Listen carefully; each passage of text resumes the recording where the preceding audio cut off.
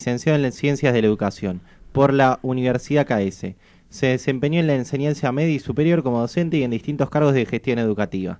Es autor de Historia Política Argentina, la gestión escolar en tiempos de libertad, el retroprogresismo, un liberalismo criollo de Perón a Menem, entre otros libros. Además, es coautor con Rubén Estela de las obras de teatro Cartas de Amor a la Patria y Halcones y Palomas, entre otras. Y también es el editor responsable del Foro Patriótico Manuel Belgrano. Hola Claudio, ¿cómo estás? Hola, buen día, ¿cómo te va? ¿Qué decís? Buen día, bienvenido a esta edición de Despacho al Aire.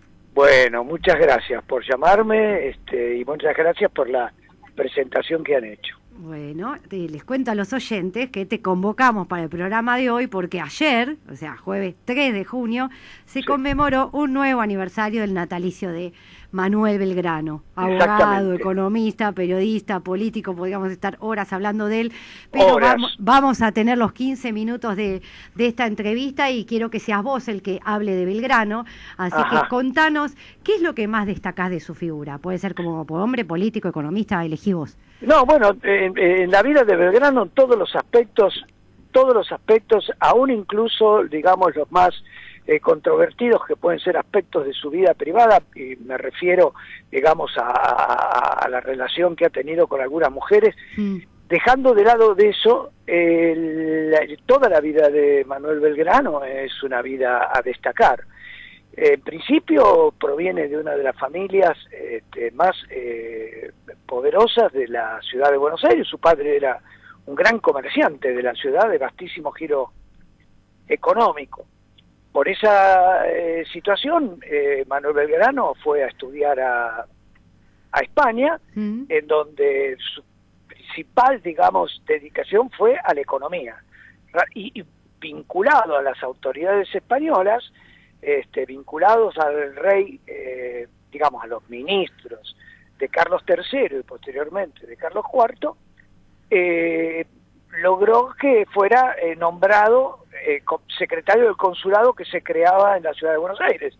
Una especie de, el consulado, ¿no? Sí. Una especie de ministerio de economía del virreinato. Y bueno, y él asume como secretario del consulado en el año 1794. La labor de Belgrano en el consulado es extraordinaria, porque básicamente lo que él promueve en una institución en donde la mayoría eran comerciantes, es lo que promueve que ingresen los ganaderos, los hacendados, cuya producción era fundamental porque era lo que se exportaba básicamente a España en aquella época, que eran los cueros.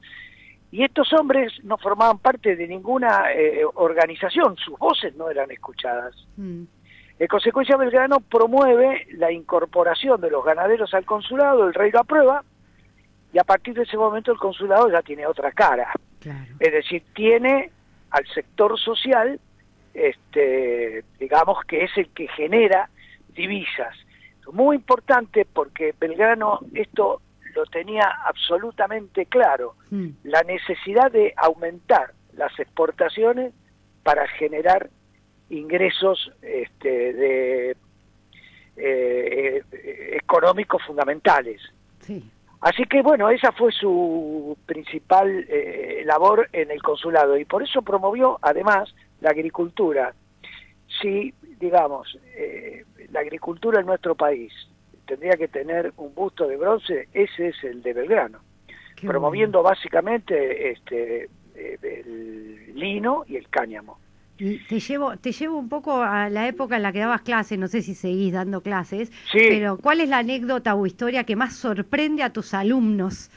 ¿O los deja boquiabiertos? Bueno, ¿o les llama la atención? La actitud que él toma, heroica, con las invasiones inglesas, porque cuando Beresford llega a la ciudad de Buenos Aires, todos los funcionarios son respetados, son mantenidos. Lo único que cambia es el virrey y asume Beresford, pero el resto de la administración pública es mantenida tal cual. Bueno, el secretario del consulado no aceptó que aceptaron todos. Sí. Él no aceptó y pasó a la clandestinidad.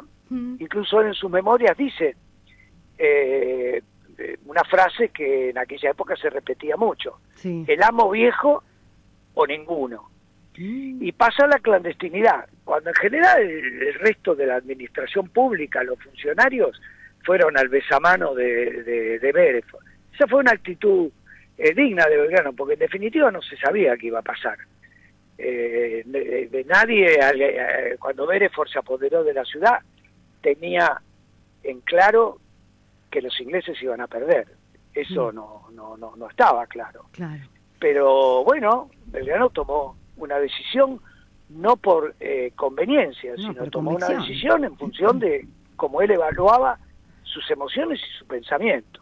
Sí, eso ha sido en Belgrano una actitud extraordinaria. Y también la creación de la bandera en oposición al gobierno del triunvirato, porque el gobierno había creado la escarapela. Y Belgrano, en una carta que le envía al triunvirato, dice, bueno, pero lo que pasa es que no podemos usar la bandera de los enemigos, o sea, de los españoles. Tenemos que tener una bandera nuestra. Claro.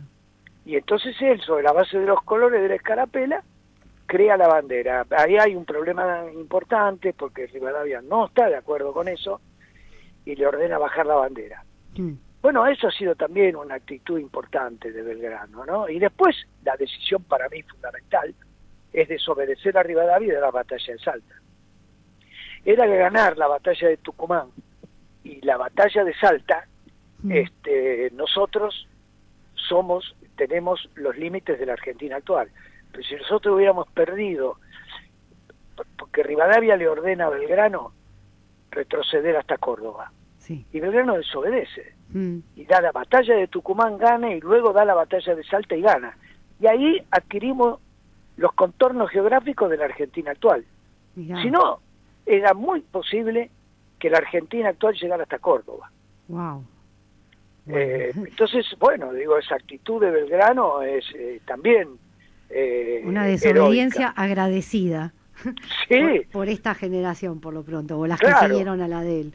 Pero bueno, ¿cómo surgió la iniciativa de crear el Foro Patriótico y por qué le pusieron Manuel Belgrano? Bueno, el Foro Patriótico surgió porque nosotros entendemos que hay que dar una batalla fundamental contra lo que se conoce, ¿no?, como pensamiento progresista. Lo que se denomina en general el pensamiento progresista, que no es algo que solamente esté arraigado en la cultura argentina, sino que eso está arraigado en la cultura mundial occidental, fundamentalmente. Y bueno, hemos decidido entonces crear un sitio para generar una batalla cultural en torno a valores que han penetrado en los últimos 20 años en el sentido común, por así decir, de los argentinos, y que responde a categorías progresistas. Bueno, nosotros estamos para combatir esas ideas en torno a todo, ¿no? O sea, digamos, a la política, a la literatura, somos adherentes fervientes de la política celeste, por así decir, y hemos contribuido con 2 jornadas digamos, a resaltar y abrazarnos con la digamos, la postura de la defensa de las 2 vidas. Perdón, ¿cómo? La defensa de las 2 vidas. La defensa de las 2 vidas. Sí. Y bueno, y también hemos hecho conversatorios sobre el tema de la seguridad. Acabo de terminar una charla que hice ayer y que va a ser publicada con Diana Cohen Agres, que es una mujer que ha hecho mucho por el tema de, digamos, de enfrentar la ideología del garantismo. Y bueno, estamos fundamentalmente en orden a esos temas. El próximo tema conversatorio que vamos a hacer, que es la semana que viene, es sobre el tema del garantismo y la seguridad a propósito de lo que le ha ocurrido a la gente Chocobán, que nosotros entendemos que es un despropósito.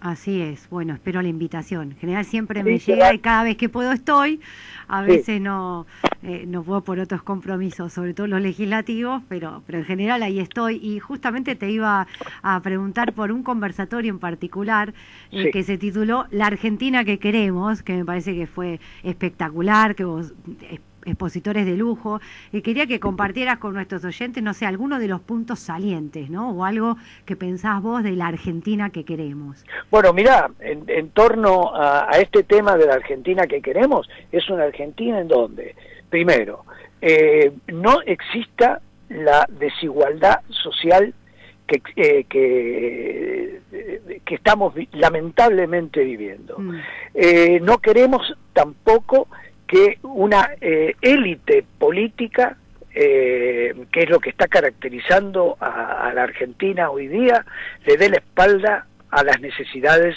del pueblo, pero además a la necesidad de una Argentina que se vincule al mundo en el marco de la justicia social.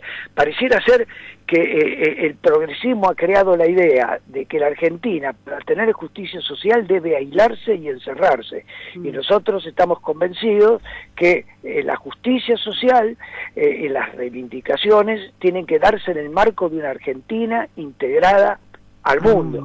Creemos absolutamente en las dos vidas, no estamos de ninguna manera de acuerdo en el criterio que se utilizó en las dos veces que se debatió el tema del aborto. En la primera vez como una libertad de la mujer de ejercer la libertad sobre su cuerpo, como si la libertad estuviera por encima del derecho a la vida. Y la segunda vez que se dio el debate y que se aprobó, se dio en el marco del tema de salud. ¿Desde cuándo el aborto puede ser justificado por un tema de salud? En fin, en el tema de la seguridad, en el tema de la educación, hemos hablado de la educación.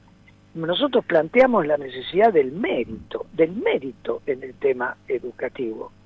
De que en las escuelas se enseñe, de que no son los alumnos los que guían al profesor, sino que es el profesor y la maestra los guías de los alumnos. Acá se han invertido absolutamente todos los valores. Y bueno, en el foro lo que tratamos es de dar una batalla en poner de pie a las viejas tradiciones que se perdieron en los últimos 40 o 50 años, me refiero a valores, ¿no? Así es. Bueno, ahora te voy a llevar a una de las obras de teatro tuyas que me llamó la atención, justamente Tommy la mencionó en la introducción, que es Halcones y Palomas. ¿Tiene algo que ver con los halcones y palomas de la política? Bueno, no, eso tiene que ver, fue el nombre que se le dio porque en la década del 30, 1930, hubo en la historia de nuestro país una, digamos, se la llamó la mal llamada década infame. Lo que se vivió en esa época, lo que nosotros planteamos con Rubén Estela en esa época, no tiene que ver con la dureza o la blandura frente al tema de la política, sino la dureza y la blandura frente a los desfalcos y frente a los grandes negociados que se dieron en aquella época. Había gente que buscaba llevar a la justicia a todos aquellos que habían participado en negociados como el tema de la CADE, por ejemplo, como el tema de las tierras de Palomar, como el tema de la lotería, y había otros que miraban para el costado y que ignoraban lo que estaba ocurriendo en el país. No tiene que ver con lo que hoy nosotros llamamos halcones y palomas. Pero podrías pensar otra, con un título similar y que le aplique. Sí, vos sabés que dos de las obras que has citado se estrenaron. Cartas de amor a la patria, y se estrenó Hombres de casaca negra. Hombres de casaca negra se dio durante muchísimo tiempo y tuvo una muy alta evaluación por La Nación y el Clarín. Y se trata de un imaginario reencuentro entre Dorrego y Lavalle, los planteos de uno y de otro, los errores de uno y otro que se reconocen haber cometido. Bueno, en fin, una obra digamos que me satisfizo mucho porque es una obra en donde es posible el encuentro. Qué bueno, qué bueno. Bueno, ya estamos sobre el fin de la entrevista y no quiero dejar de hacerte una pregunta, que a mí, bueno, Belgrano me encanta, muchas de sus frases son como lemas en mi vida. Siempre digo lo de la vida es nada si la libertad se pierde. ¿Cuál crees que sería su frase icónica si Belgrano viviera hoy? ¿Qué frase crees que diría? ¿De las que dijo? ¿O inventate alguna nueva vos que lo conocés tanto? No, él insistía mucho, lástima que no tengo ahora en mis manos algunas de las cartas, pero él insistía mucho en el valor y la importancia de la patria. Sí. En muchas cartas él habla de la patria. La patria es una palabra que ha sido últimamente, ya hace bastante, desvalorizada, que es el destino común. Pero el destino común en serio, no el destino de una élite, no el destino común. Es decir, la posibilidad de que la Argentina tenga un destino común. O sea, eso no es fácil, porque el destino común para unos es una cosa y para otros es otra. Por lo tanto, lo que hace falta en la Argentina es llegar, sentarse a una mesa y consensuar, pero eso es muy difícil. Y es muy difícil porque ¿cómo consensuás una alianza de un sector que quiere hacer una alianza con Venezuela y con Cuba, con otros sectores que pretenden hacer acuerdos con Estados Unidos y con Occidente? Es muy difícil. ¿Cómo consensuar? No hay término medio entre el aborto y la vida. No hay término medio. ¿Qué consensuás? Ahí. Entonces, es muy difícil el tema. Lo que la Argentina necesita, y supongo que en eso coincidiría Belgrano, es un enorme liderazgo, un gran líder capaz de que su proyecto político sea, bueno, llevado adelante por un sector muy importante de la sociedad y respetado por el otro. Y eso no es fácil. Ahí está. Bueno, muchísimas gracias, Claudio. Fue un honor tenerte en el programa. Gracias a vos, por favor. Te convocaremos para alguna otra efeméride histórica y que nos cuentes detalles de algún otro patriota o protagonista de nuestra historia. Te agradezco mucho. No hay por qué. Hasta luego. Chau. Hasta luego.